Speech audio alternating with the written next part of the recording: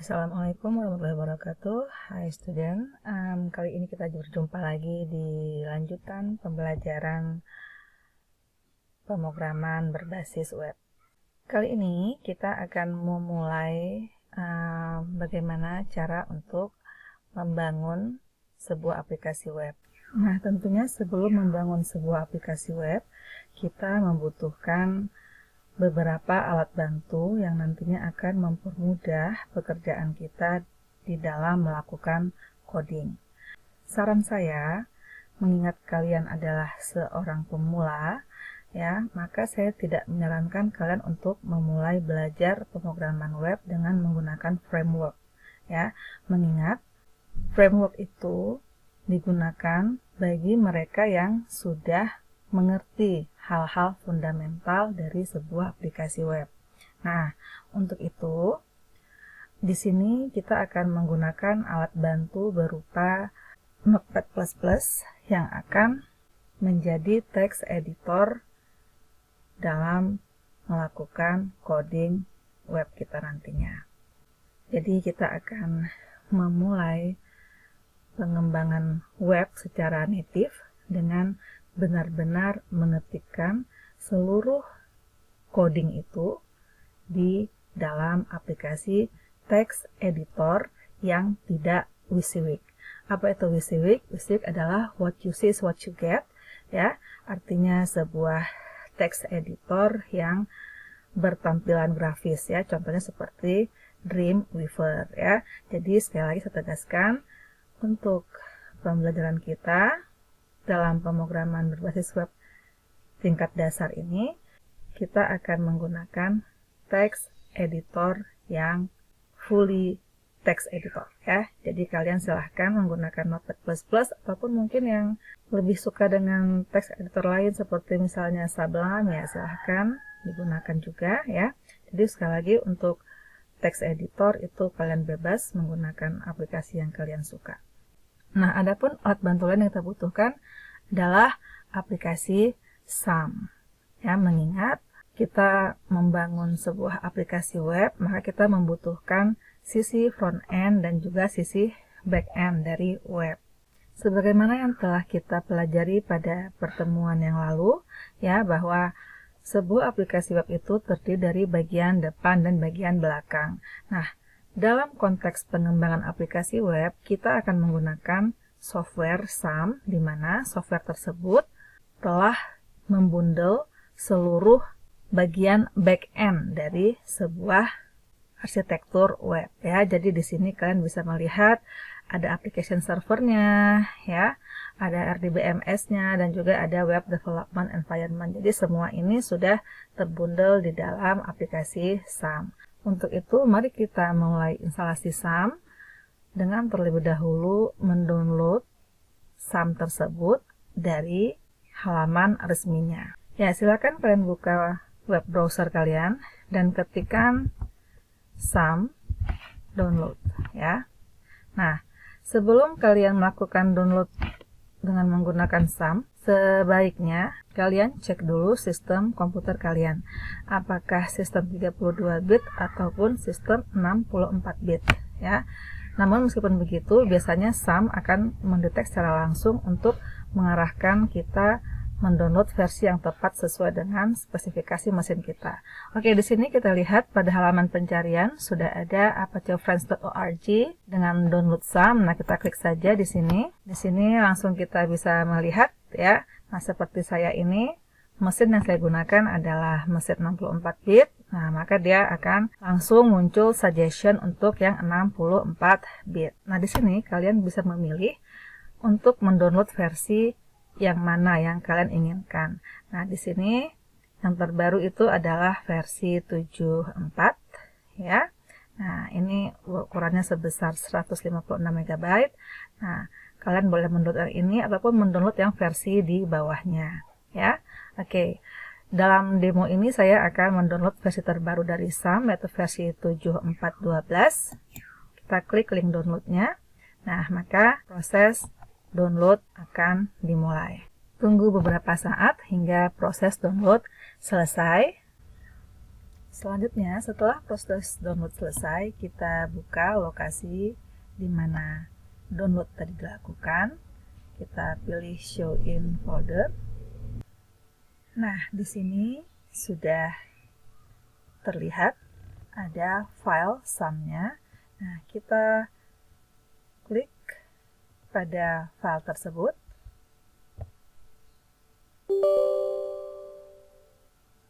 Berikan izin untuk user account control-nya, pilih yes. Maka proses instalasi akan dimulai. Sebelum memulai instalasi, akan muncul sebuah peringatan yang menjelaskan agar tidak melakukan instalasi SAM ke dalam folder program files di bawah drive C. Jadi kalau kan mau menginstal SAM itu harus dilakukan di luar folder program files.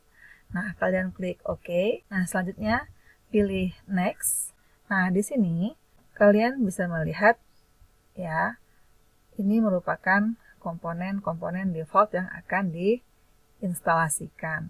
Nah, bila kalian ingin melakukan kustomisasi, nah kalian silahkan uncheck kotak-kotak yang kira-kira tidak kalian perlukan ya.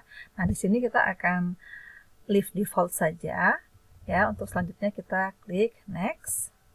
Nah, ini dia hal yang tadi diperingatkan di awal ya, bahwa jangan menginstalkan SAM di bawah folder program files ya. Jadi kalian silahkan menginstalkan itu langsung di bawah drive harddisknya. Jadi seandainya kalian memiliki beberapa partisi di dalam harddisk kalian, nah kalian boleh memilih partisi yang kalian inginkan dan langsung dilanjutkan dengan folder SAM tersebut ya. Jadi kalau misalnya mau diinstal di partisi dalam drive C, nah maka langsung C SAM, ataupun kalau di drive D maka D SAM dan seterusnya ya. Nah, di sini saya akan menggunakan default folder juga, yaitu di bawah C SAM, dan kita pilih next. Nah, di sini akan dilakukan pemilihan bahasa instalasi. Nah, untuk saat ini SAM hanya mendukung dua bahasa, yaitu bahasa Inggris dan bahasa Jerman. Nah, kita akan memilih bahasa Inggris saja ya, karena bahasa yang common buat kita semuanya. Kita klik next. Nah, kemudian di sini juga perlu kalian lihat ya. Di sini harap kalian melakukan uncheck pada Bitnami for SAM ya, agar nanti tidak mengarahkan kalian ke halaman Bitnami ya. Nah, kita klik next kembali. Maka proses instalasi akan siap untuk dilakukan ya. Nah, kalian bisa lihat di sini setup is now ready to begin installing ya. Jadi kalian klik next dan kita tunggu beberapa saat hingga proses instalasi selesai. Setelah proses instalasi selesai, kita klik finish. Namun sebelumnya perhatikan terlebih dahulu di sini ada kotak centang yang menanyakan apakah kita akan memulai kontrol panel sekarang. Nah, kita untuk saat ini belum mulai menggunakan SAM ya, maka kita uncheck terlebih dahulu agar kontrol panel tidak terbuka. Kita klik finish. Nah, selanjutnya kita kembali ke layar web browser kita untuk mendownload aplikasi text editor. Seperti yang tadi sudah saya katakan, untuk pembelajaran ini saya akan menggunakan aplikasi Notepad++. Nah, sekali lagi silahkan kalian menyesuaikan aplikasi text editor yang paling kalian minati. Oke, kita ketikkan per URL-nya Notepad++. Ya. Nah, di sini langsung kita klik saja.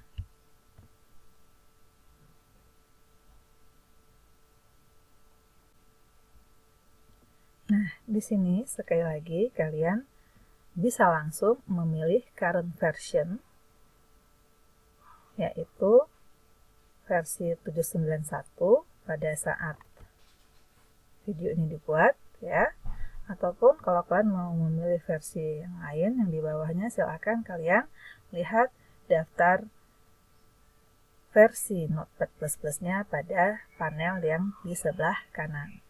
Oke, kita akan langsung mendownload versi yang terbaru. Maka kita klik pada current version 7.9.1. Nah, di sini akan muncul link untuk mendownload yang 32 bit. Dan sekali lagi, silahkan kalian sesuaikan dengan bit mesin kalian. Karena saya menggunakan Windows 64 bit, maka saya akan mendownload installer untuk yang 64 bit. Setelah selesai, kita lakukan hal yang sama seperti tadi pada proses instalasi SAM. Kita pilih Show in Folder. Nah, sekarang kita klik pada icon tersebut, berikan akses kepada user account control-nya, pilih bahasa instalasi. Di sini kalian juga bisa memilih dengan bahasa Indonesia, namun saya akan melanjutkan dengan bahasa Inggris. Ya, kita klik OK. Kita klik Next, I agree, dan kemudian tentukan di folder mana kalian akan melakukan instalasi dari Notepad++-nya. Nah, di sini saya akan melakukan default folder. Oke, kita klik Next. Nah, bila kalian memerlukan shortcut ke Notepad++, agar dia muncul di layar komputer kalian, maka pilih Create Shortcut on Desktop ya. Kalau misalnya tidak mau, maka cukup dibiarkan dia kosong. Ya, kemudian kita klik install untuk memulai proses instalasinya. Nah, proses instalasi sudah selesai. Ya, nah sekali lagi, sebelum klik finish, maka kita uncheck dulu run Notepad++ nya. Karena untuk saat ini kita belum memulai untuk menggunakannya. Kita pilih uncheck dan kemudian kita klik finish. Selanjutnya, kita akan mempelajari mengenai bahasa pembangun front-end dari sebuah sistem web, yaitu HTML. HTML merupakan singkatan dari Hypertext Markup Language. HTML bukanlah bahasa pemrograman, namun ia digunakan sebagai bahasa untuk mendeskripsikan struktur dari sebuah halaman web. Kenapa dia tidak disebut dengan bahasa pemrograman? Karena pada HTML tidak dapat dilakukan implementasi logika-logika pemrograman. HTML ditemukan oleh sang penemu web, yaitu Tim Berners-Lee pada tahun 1989, sebagaimana yang telah kita pelajari di pertemuan yang pertama. Dalam sejarah perkembangannya, selayaknya teknologi web, HTML juga mengalami evolusi semenjak awal kemunculannya sampai sekarang. Terlepas dari evolusi HTML ini, secara umum elemen dalam HTML dituliskan dengan seuntaian tag. Tag adalah tanda khusus yang mendeskripsikan struktur isi dari suatu dokumen. Dokumen inilah yang kemudian disebut dengan halaman web. Sedangkan tanda-tanda markup yang terdapat dalam web page dikenal sebagai HTML tags. HTML tag beserta kontennya harus dituliskan dalam struktur dokumen HTML yang terdiri dari 4 elemen utama. Yang pertama adalah doctype. Doctype merupakan singkatan dari Document Type Definition yang mendeskripsikan tipe dokumen.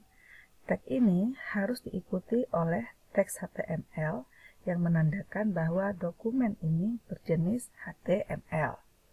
Fungsi dari doctype adalah untuk memberikan informasi kepada web browser versi HTML mana yang digunakan agar format dokumen dapat ditampilkan dengan sempurna pada layar. Komponen kedua dari struktur dasar HTML adalah HTML itu sendiri. HTML merupakan kontainer terluar dari suatu halaman web yang menampung seluruh HTML tag. HTML tag terdiri dari dua bagian utama, yaitu head dan body. Head berfungsi untuk menyimpan informasi tentang sebuah halaman web. Namun, informasi yang terdapat di dalamnya tidak akan ditampilkan pada halaman yang terlihat di browser. Head sendiri terdiri dari dua komponen utama, yaitu title yang digunakan untuk mendefinisikan judul halaman web dan meta tag sebagai penampung informasi tambahan tentang sebuah halaman web seperti nama pemilik dokumen, hak cipta, tipe karakter yang digunakan, dan lain sebagainya. Adapun elemen terakhir dari struktur dasar HTML adalah body tag. Elemen ini merupakan bagian terpenting dari struktur HTML. Kenapa? Karena disinilah seluruh format HTML tag yang akan ditampilkan pada sebuah web browser itu dideklarasikan. Jadi, semua hal-hal yang nanti dilihat oleh pengunjung ataupun pengguna aplikasi web kita, itu semua dituliskan di dalam body tag. Keempat elemen ini semuanya wajib terdapat dalam setiap halaman web, dan penulisannya pun boleh menggunakan huruf kapital maupun huruf biasa. Meskipun secara umum hanya 4 elemen ini saja yang wajib ada, namun untuk bagian dari elemen head, yaitu title dan meta, itu juga dapat dimasukkan ke dalam struktur dasar sebuah halaman web. Meskipun ini tidak wajib. Namun secara umum, seluruh dokumen HTML harus memuat ke semua elemen yang terlihat pada layar ini. Selanjutnya, kita akan mulai mempelajari tag-tag apa saja yang ada di dalam HTML. Nah, untuk daftar lengkap dari berbagai macam tag dalam HTML, kalian bisa merujuk kepada halaman we3schools.com. Silakan kalian membuka browser kalian, kemudian ketikkan we3schools.com. Nah, di sini kalian bisa melihat bahwa pada halaman ini disediakan berbagai macam tutorial. Di sini terdapat HTML, CSS, JavaScript, kemudian terdapat juga bahasa pemrograman di sisi server, kemudian terdapat juga bahasa pemrograman lain seperti Python, Java, C++, C#, Machine Learning, dan juga Data Science. Selain itu, kalian juga dapat mempelajari XML dan juga mempelajari mengenai pengembangan sebuah aplikasi web. Untuk memulai pembelajaran kita dengan menggunakan HTML, kalian dapat mengklik menu Learn HTML. Ya. Nah, dalam we3schools ini juga terdapat fitur editor, ya, di mana kalian dapat mencoba sendiri contoh-contoh yang diberikan dengan hanya mengklik tombol Try It Yourself, maka kalian akan melihat output dari codingnya. Adapun bila kalian ingin melakukan modifikasi, kalian langsung tinggal modifikasi saja di sini.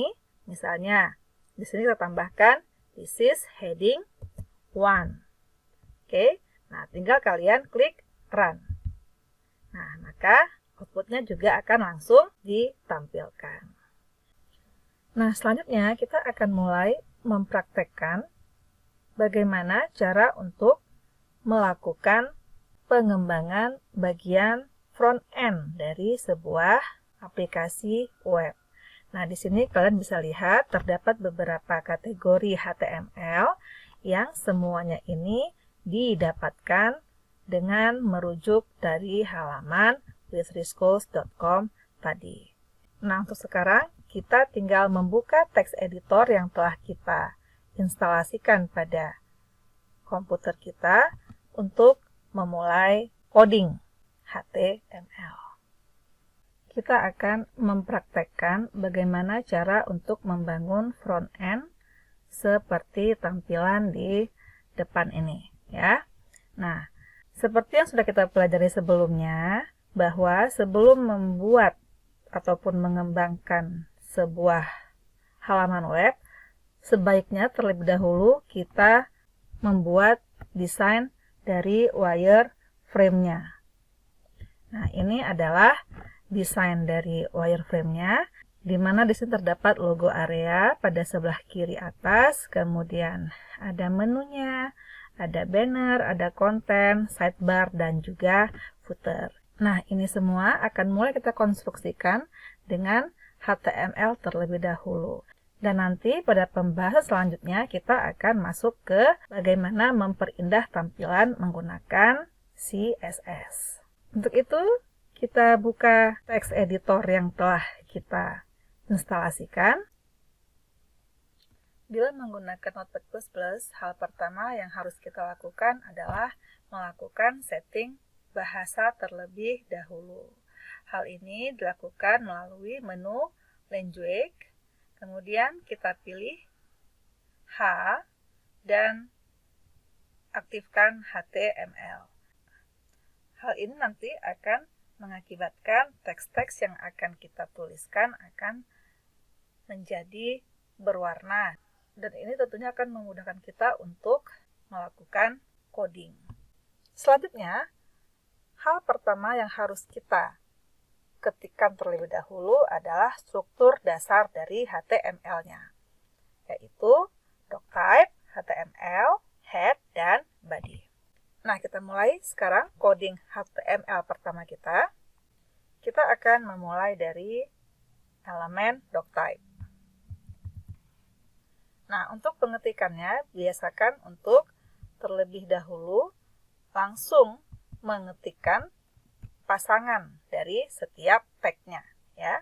Nah, seperti ini, doctype, walaupun dia tidak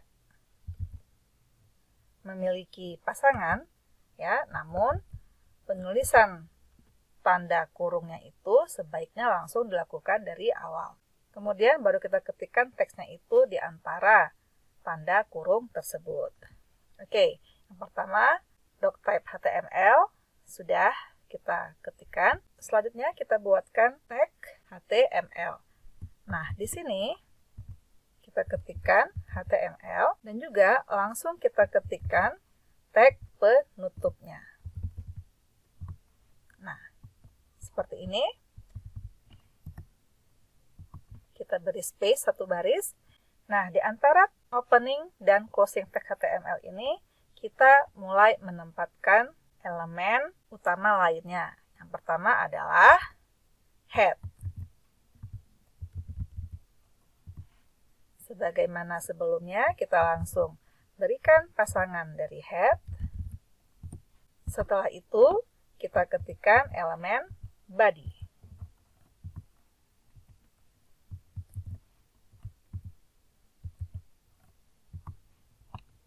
Nah, keempat elemen dasar dari HTML telah kita definisikan.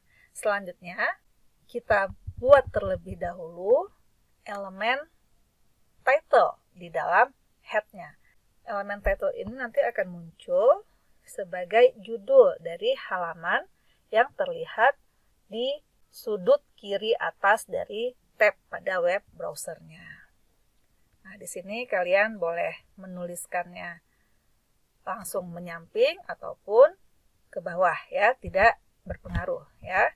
Nah, saya akan membuat ini ke bawah. Nah, di sini saya beri tab dulu, kemudian saya ketikkan ya title. Saya buat tutupnya dulu dari title. Nah, baru saya memberikan judulnya apa. Di sini saya akan memberi judul web pertamaku.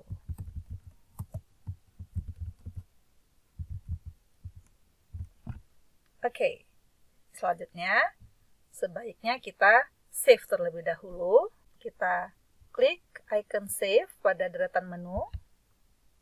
Nah, untuk menyimpannya, karena kita sudah menginstalasi SAM sebelumnya, maka kita akan menyimpankan seluruh dokumen web ini di bawah folder SAM. Untuk itu, kita arahkan ke tempat di mana kita menginstal SAM. Nah, semua halaman web ya, baik itu file HTML, CSS, JavaScript, dan nanti PHP-nya ya, itu semua kita simpan di bawah folder htdocs. Nah, di sini kita bisa membuat satu buah folder sesuai dengan project aplikasi yang sedang kita kembangkan. Nah, misalnya di sini kita akan buat folder belajar web. Oke. Nah, selanjutnya jangan lupa kita berikan nama dari file HTML yang sedang kita kerjakan ini. Misalnya kita berikan nama filenya web1. Nah, kemudian, pastikan save as type-nya sudah terpilih hypertext markup language file. Nah, ini biasanya kalau tadi kita sudah mengaktifkan fitur language HTML di awal, maka akan muncul seperti ini. Nah, sekarang tinggal klik save. Nah, maka halaman web ini sudah disimpan. Selanjutnya, kita akan memulai pengembangan dari aplikasi web kita. Nah, seperti yang sudah saya jelaskan sebelumnya, bahwa seluruh elemen HTML yang nantinya akan dapat dilihat oleh user, itu semua harus diletakkan di dalam body tag.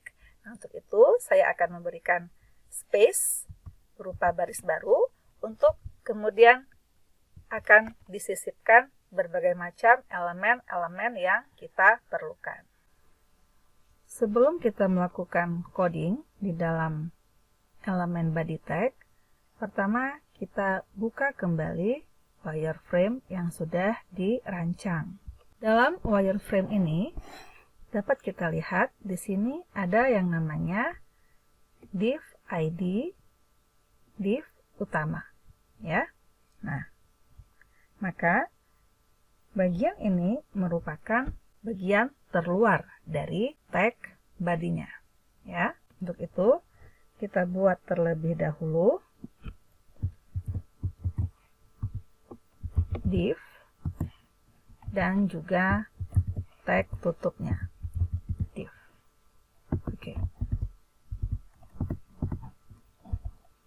Nah, selanjutnya kita berikan atribut dari div ini, yaitu atribut ID yang bernilai div utama.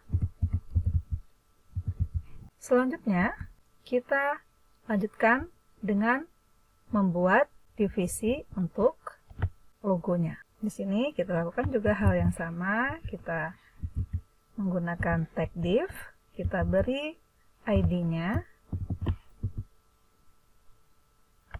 logo. Nah, jangan lupa kita berikan tag div tutupnya. Nah, di sini kita akan buat tadi logonya misalnya ya boleh dengan gambar ya, tapi di sini sebagaimana tadi sudah kita lihat di awal, bahwa untuk bagian logo ini kita akan tuliskan dengan selamat datang di webku ya, jadi bukan dalam bentuk gambar. Oke, kita kembali ke tampilan notepad kita. Kita buat di sini selamat datang di webku. Nah, selanjutnya kita akan lanjutkan dengan pembuatan bagian menu. Kita kembali menggunakan tag div. Kali ini ID-nya adalah menu. Nah, jangan lupa kita buat closing tag div-nya.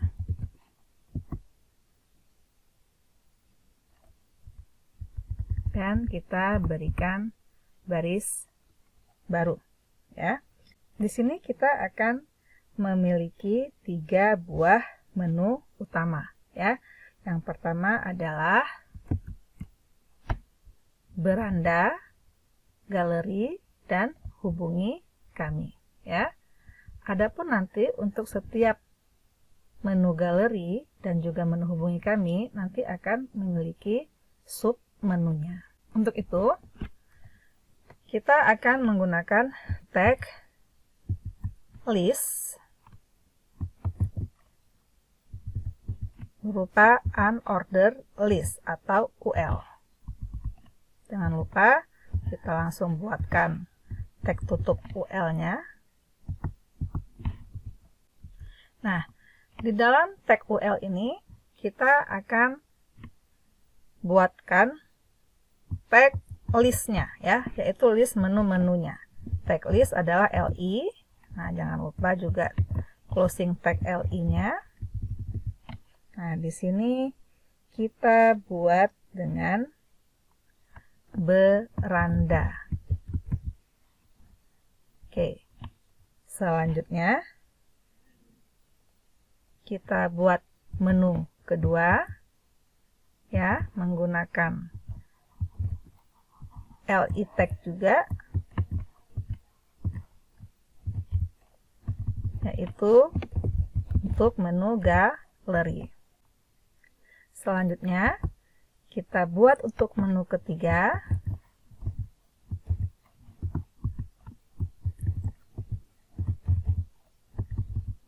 yaitu hubungi kami.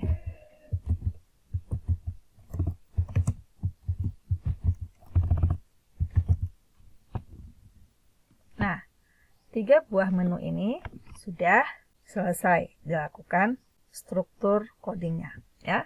Nah, tadi kan saya sudah katakan bahwa untuk galeri dan hubungi kami ini nanti akan memiliki sub menu, ya. Nah, untuk itu di bawah galeri kita berikan space baru, ya. Nah, di bawah galeri ini kita akan menambahkan tag UL, ya, tag unordered list-nya, ya. Nah, kita akan buat UL kembali. Oke. Nah, di sini di dalam UL ini kembali kita buatkan listnya sebagaimana list pada menu sebelumnya, ya. Nah, di sini pada menu galeri itu terdapat 2 submenu berupa foto dan video, ya. Nah, untuk itu kita akan mempercepat, kita akan melakukan copy saja. Nah, kita lakukan copy. Nah, di sini kita akan buat menu foto dan juga kita akan buat menu video. Selanjutnya, hal yang sama juga akan kita lakukan untuk menu hubungi kami, di mana dalam menu hubungi kami ini terdapat 2 submenu berupa alamat dan formulir kontak, ya. Karena dia strukturnya sama seperti galeri, maka kita cukup mengkopikan saja menu galeri tadi, ya. Nah, kita berikan spasi di bawahnya. Nah, seperti ini, ya. Nah, sekarang kita tinggal mengganti nama menunya saja, yaitu menjadi alamat dan juga formulir kontak. Nah, maka untuk bagian menu sudah selesai, ya. Selanjutnya kita akan melayout bagian bannernya, ya. Nah, di sini tadi kita sudah melakukan coding di bagian logo dan juga bagian menu. Selanjutnya kita akan melakukan coding untuk bagian bannernya. Nah, sebelumnya kita perlu memindahkan dulu gambar dari bannernya ini di dalam folder project web kita di bawah htdocs. Di sini saya telah menyiapkan aset-aset gambarnya di dalam sebuah folder img, ya, yang disimpan di bawah SAM, htdocs, dan belajar web. di sini kita bisa lihat sudah ada yang namanya banner.png. Nah, banner ini nanti akan kita muat di dalam halaman web kita. Kembali ke text editor. Nah, perlu diperhatikan di sini bahwa kita akan membuat sebuah tag div baru untuk menampilkan banner ya, dan ini terletak di luar div menu ya. Nah, jadi makanya penting sekali untuk membuat coding secara rapi agar memudahkan kita di dalam menempatkan bagian-bagian lain di dalam coding kita ya. Nah, seperti ini kalian lihat, ini div pada baris 23 dia berpasangan dengan div yang ada di baris ke-9. Nah, sekarang kita akan membuat satu tag div baru ya untuk menampilkan bannernya ya. Kita buat kembali div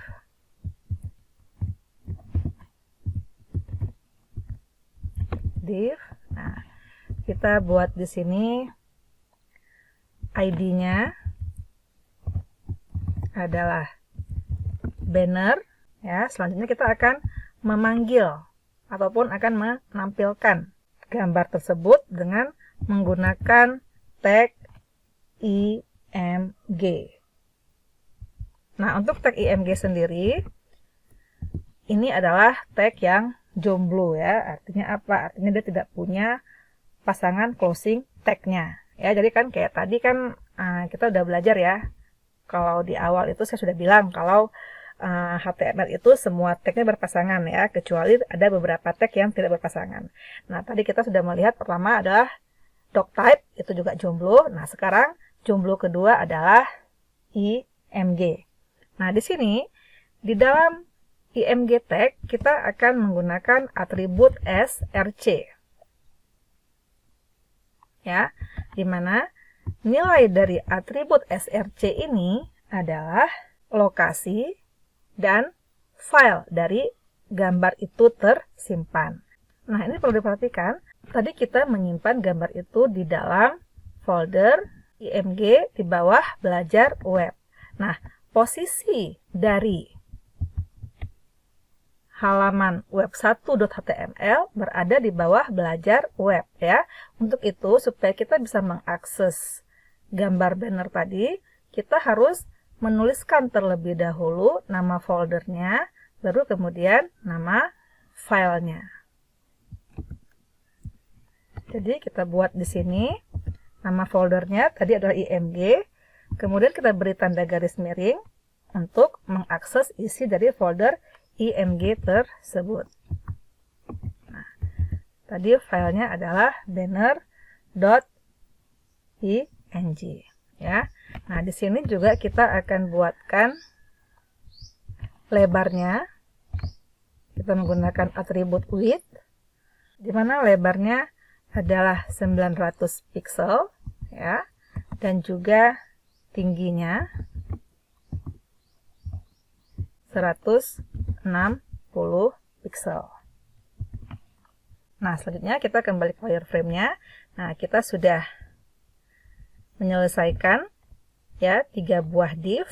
Nah, selanjutnya kita akan masuk ke div content ya, dan juga dilanjutkan dengan sidebar. Kita lakukan hal yang sama untuk bagian kontennya. Kita kembali gunakan div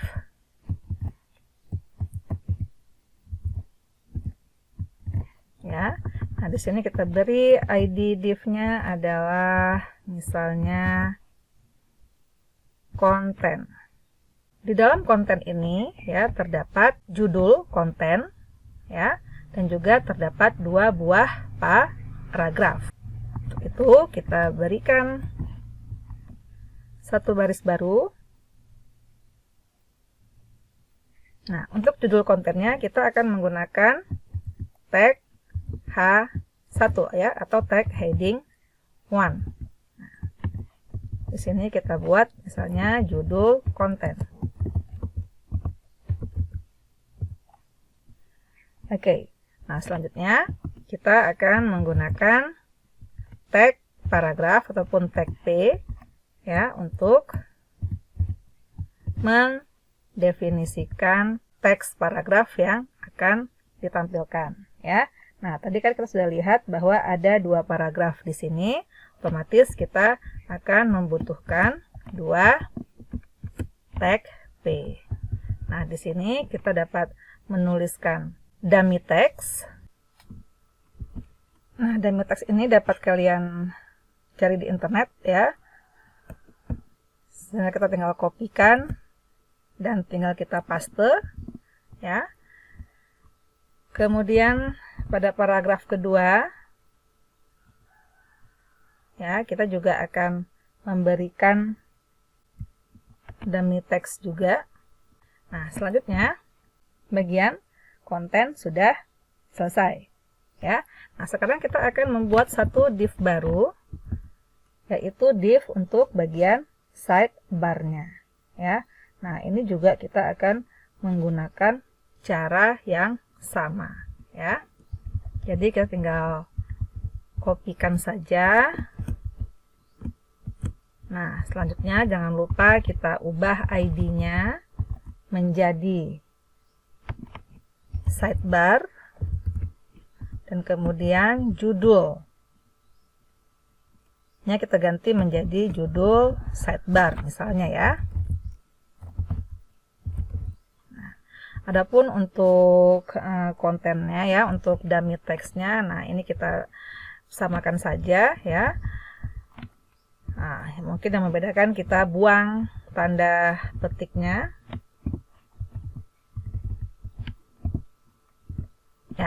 Ya. Dan di sini untuk penulisan teksnya ya, itu tidak perlu dalam satu baris ya. Jadi kalau misalnya kalian mau memberikan baris baru sampai di sini itu juga boleh ya. Nah, seperti ini misalnya. Ya, itu tidak akan mempengaruhi tampilan pada browsernya. Kenapa? Karena dia sudah terhitung sebagai satu paragraf. Oke. Selanjutnya kita akan membuat bagian terakhir dari web page pertama kita, yaitu bagian footernya. Ya. Nah, kita buatkan div terakhir. Kita beri ID dengan footer. Ya. Jangan lupa kita berikan tag div close-nya. Ya. Nah, di sini kalau kita kembali melihat di bagian footer ini ditampilkan sebaris teks, kunjungi media sosial kami, kemudian diikuti oleh beberapa logo dari sosial media ya, seperti Facebook, Twitter, dan YouTube ya. Untuk itu silahkan kalian siapkan terlebih dahulu aset dari gambar-gambar ini ya, untuk kemudian akan kita tampilkan sebagai icon di bagian footer halaman webnya. Oke, pertama kita berikan kembali tag P.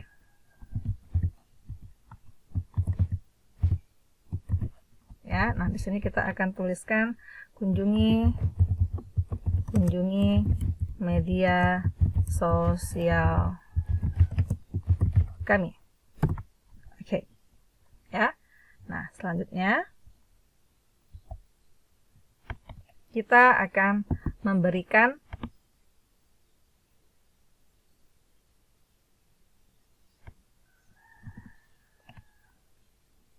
tag P lainnya ya, untuk menampung icon-icon sosial media tadi ya. Nah, di sini kita kembali gunakan tag IMG sebagaimana tadi pada banner. Ya, seperti ini.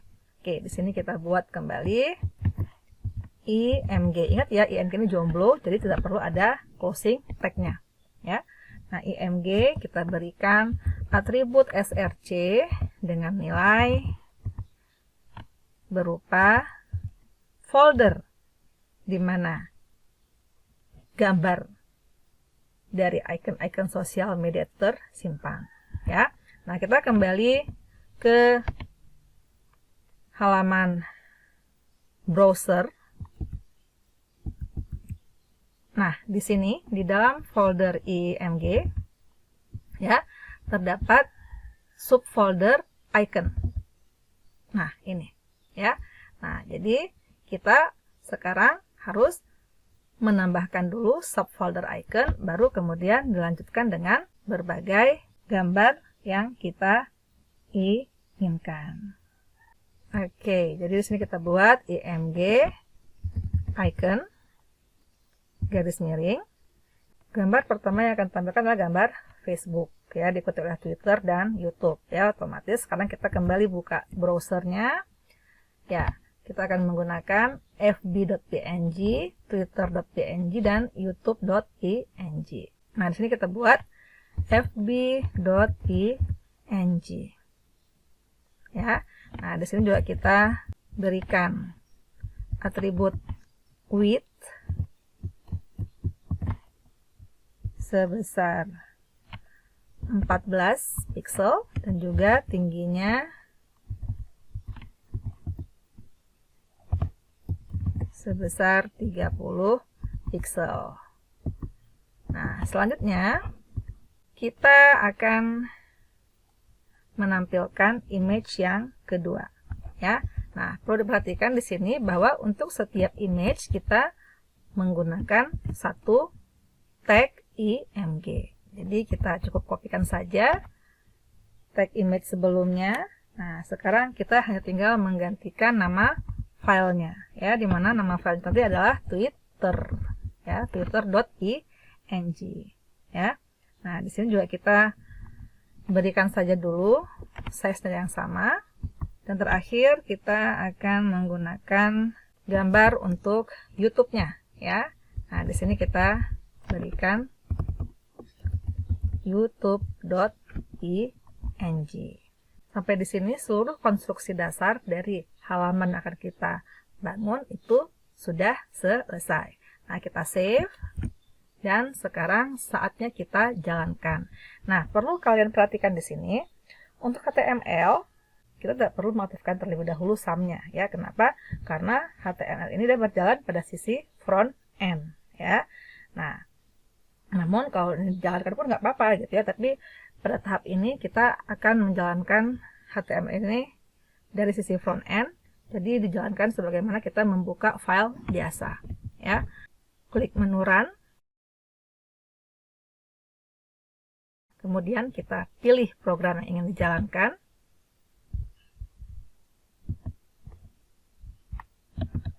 Nah, di sini kita pilih executable filenya adalah all files.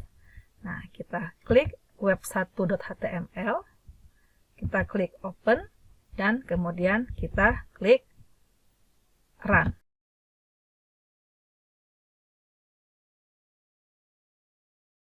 Maka struktur yang sudah kita bangun tadi sudah ditampilkan.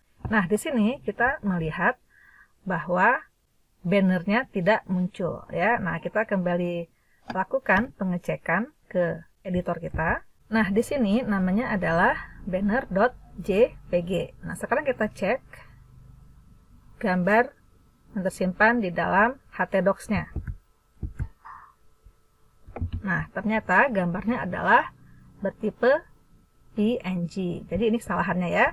Jadi kita benarkan.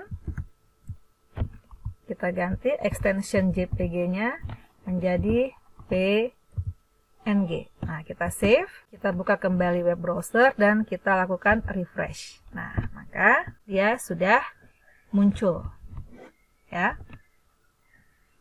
Nah, mungkin di sini kalian menyadari, ya, bahwa kok tampilannya ini belum sama seperti yang diharapkan. Mungkin yang paling kentara pertama adalah di bagian konten dan juga sidebar-nya. Nah, jadi karena tadi kita menggunakan div, ya, maka kita nanti akan membuat stylenya ini sesuai dengan wireframe kita, ya, agar dia bisa tampil kiri dan kanan seperti ini, ya. Tapi kalian juga sebenarnya bisa menggunakan elemen table tag, ya, untuk misalnya untuk menampilkan konten dan sidebar-nya, ya. Nah, sekarang kita akan contohkan, ya, seandainya div ID ini kita ganti menjadi table, ya. Nah, sebaiknya kalian tidak menghapus div ID ini, ya, tapi kita jadikan saja dia sebagai komentar. Oke. Nah, seperti ini. Nah, kemudian juga ini kita jadikan dia komentar. Oke, ya. Juga sama untuk div sidebar-nya.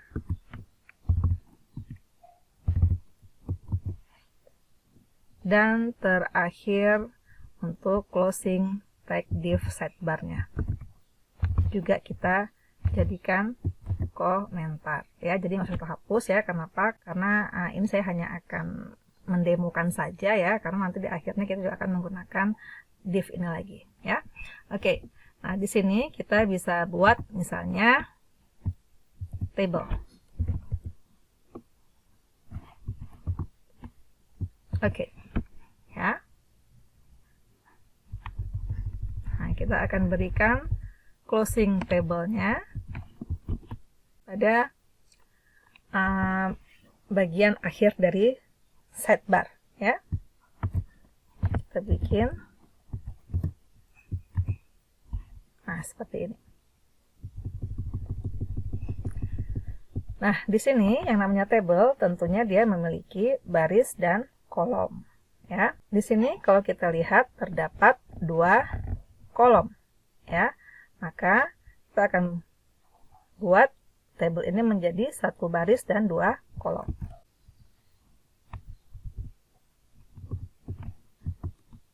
Nah, pertama kita akan berikan elemen baris, yaitu tr, ya.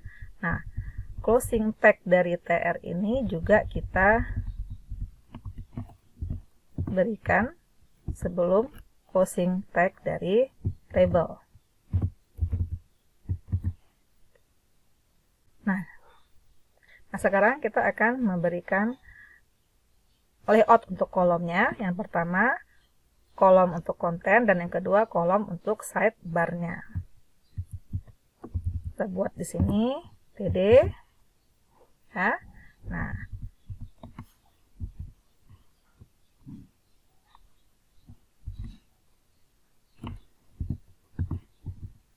bagian akhir dari td itu dibuat sebelum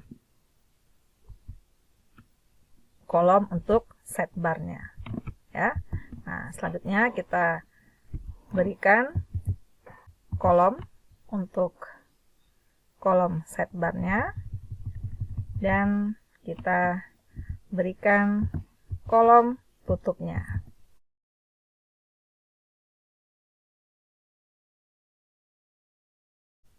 Nah, sudah selesai. Sekarang kita save.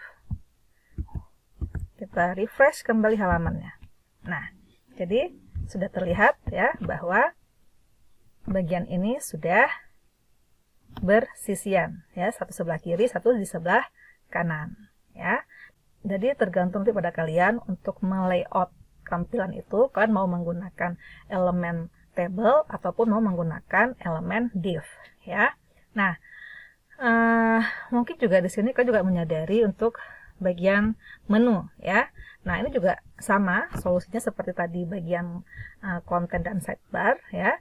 Jadi kalian boleh menggunakan table ataupun menggunakan div, ya. Nah, ini nanti akan kita lanjutkan kembali, ya, pada sesi CSS, ya, di mana nanti kita akan melihat bagaimana cara untuk mempercantik sebuah tampilan halaman web, ya. Nah, untuk saat ini, untuk materi HTML dasar sudah cukup sampai di sini, ya.